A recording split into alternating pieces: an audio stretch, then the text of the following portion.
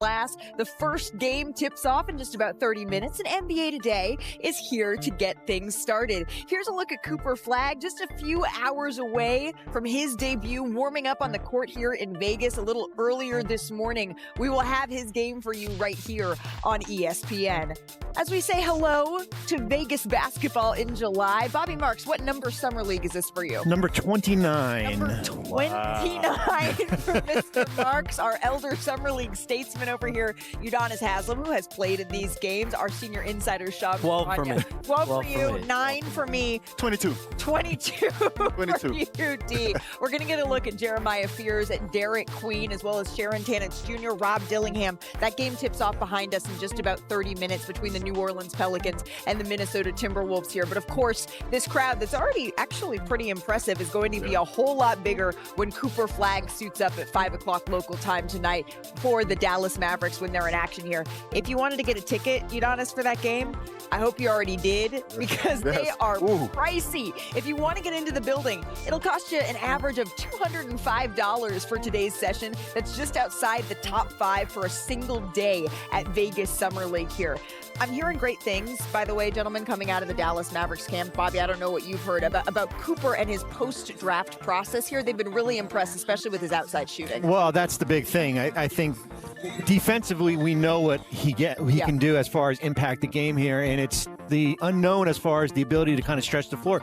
Because a lot of what happened at Duke this year is kind of like a European team where everyone had to sacrifice, and maybe some of the things that were not showcased this year. And I know, talking with people from the Mavericks, they are through the moon as far as what we could potentially see in Cooper Flagg. Through the moon, to the roof, to the moon. And, does that even make sense? I'm not sure it does, but when Cooper is coming to Cooper Flagg, it doesn't have to make sense. That's the level of talent that we're talking about here, Udonis. Expectations when you're talking about Summer League, it's a little bit tricky, right? Because we see excellent players not necessarily have an amazing first showing. What are you hoping to see from Cooper Flagg in this first viewing? Well, the expectations are a little bit different for different people in different situations. My expectations for Summer League, I had to open eyes. I had to come in, I had to get numbers, I had to turn heads. When I look at a situation like Cooper Flagg, I look at what he's able to do on the basketball court, and I say, you don't want to look at his numbers. You don't want to per se look at the stat sheet at the end of the night. You want to look at how comfortable he is. You want to put him in different situations. You want to maximize his minutes when he's on the court. You want to make sure he's comfortable. You want to see what he's not comfortable doing. You want to get in that film room. You want to work on those weaknesses. So for me, this is like a trial for Cooper Flagg to see what he maximizes and what his strengths are. I'm always interested in seeing exactly like the big moment. I remember seeing Zion Williamson a few years ago, and he just like would snatch the ball away from players. Like, I think it was Kevin Knox. He just snatched it right out of his hand. Like, I think Cooper Flagg is capable of making those like eyeball plays where it's just it blows you away. Yeah, it certainly can be eye-popping when you watch Cooper Flagg. Something that certainly made me do a double take. Can I tell you all a quick story? We land yesterday at the airport here in Las Vegas, right?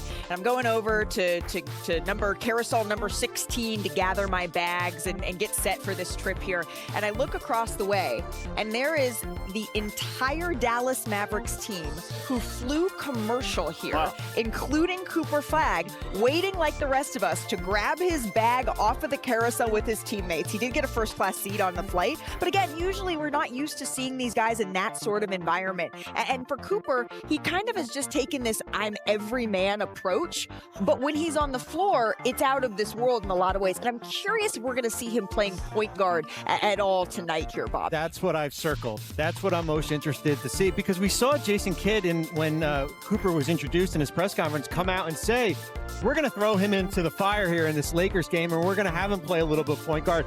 And I think that's going to be important, because Summer League is all about experimenting as far as putting in guys in uncomfortable positions, especially for a Mavericks team that will not have Kyrie Irving to start the season. They recently signed D'Angelo Russell.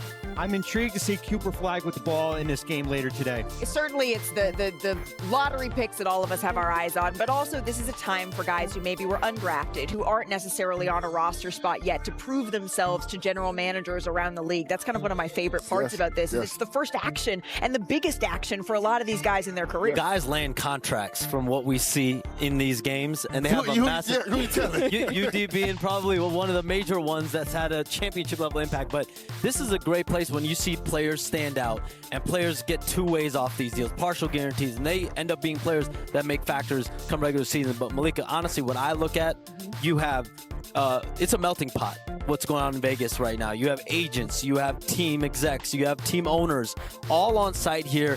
We see on camera, some of them meet on camera, but there's so many behind-the-scenes meetings that take place.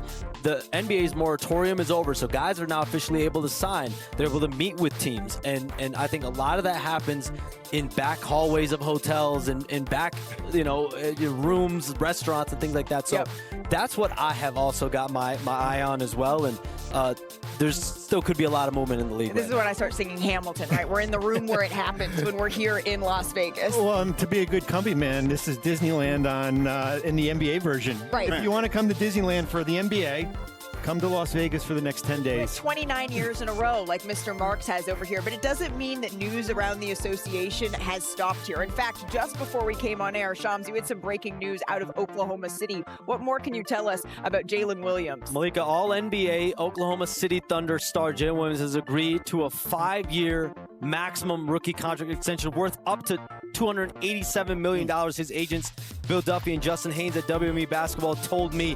So that means Shai Gilgeous-Alexander, Chet Holmgren, J-Dub, all under contract together through the rest of the decade.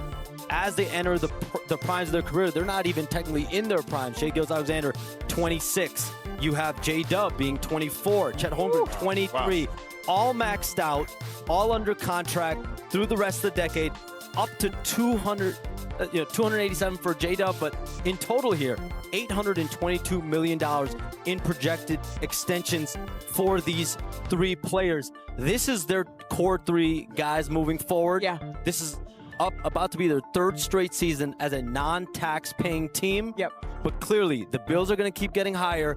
They're going to be entering the first and second apron starting in a couple seasons now. Right. But this is their core three. These are the players that are committed. That word commitment is big in Oklahoma City. These three players being committed to being there for the long haul. I don't know if I've seen $822 million of anything. I don't know if I've seen blades of grass, pennies. That is a whole lot of money right there. And it's not going to kick in immediately, but you're talking about having three max players in the era of the dreaded second apron. How does this work, Bobby? Because you told me not to be afraid. Everything you've told me is numbers like this is what teams are trying to avoid. I think the biggest thing is that there's three players 26 years or older, or younger. They're not three that are in their mid-30s here. I think when you look at Oklahoma City, certainly there's the off the court. They're getting a new arena in 2028. We have a new television deal here, potentially expansion in a few years. So the revenue stream is going to be coming in.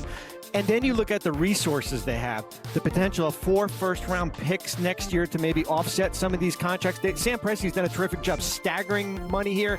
Listen, 2 years from now, we might see a little bit of a different iteration of this roster, but like we saw with the 90s Bulls, yes, Jordan and Pippen were there. There were no 6 championship, and I think we're going to see that with these three players here for the foreseeable future. Yeah, and I think they have a culture, so you understand that those three guys are going to be there, and you continue to build around those guys in the future. But the thing is, when you walk in that locker room, you understand you got to be 4 feet in. You can't be halfway in. You can't be halfway out. You got to be 4 feet in. This is these guys' team. They have created that cornerstone. They have created that in OKC. So when you walk in that locker room, nothing changes. So even though the pieces around them are probably going to change in the future, I think they have a culture. I think they have things built and things in the right place for them. One of the things that was so impressive, Shams, about this team is that it's so clear that every guy on this roster, even though they are young, knows exactly what their role is, what their space is in this pecking order.